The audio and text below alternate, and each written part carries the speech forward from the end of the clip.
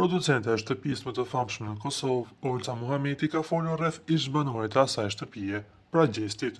Teksa ishte ftuar në një emision, ajo shpreh se Gjesti nuk mund ta fitojë shtëpinë më të famshme në Shqipëri për disa arsye. Topit i ka rënë një gjysmë bombe në dorë. Nëse do isha unë në produksion dhe do më kishte rënë Gjesti kështu, unë do e nxirrja Gjestin me do e mos fitues, sepse unë kam publikun e Kosovës, sepse kam Gjestin që mund t'i kem bërë kontratë premtuare të tjerë, por kupton se Gjesti s'mund ta fitojë dot për shumë arsye, deklaroi ajo. Sipas saj, Gjesti nuk ka vota nga publiku, por ka vetëm një fan bazë që përbëhet nga adoleshentët.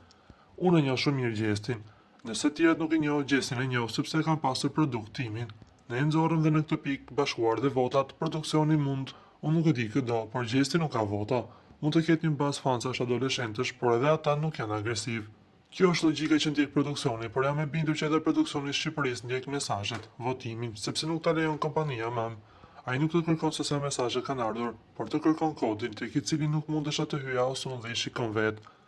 Bigu i Kosovës dhe Shqipërisë nuk mund të bëjë gjëra sipas kokës së tij, por mund të lëvizë vetëm gjëra shumë të vogla, deklaroi ajo, duke zbuluar një arsye sepse Gjesti nuk mund ta fitojë shtëpinë më të famshme në Shqipëri.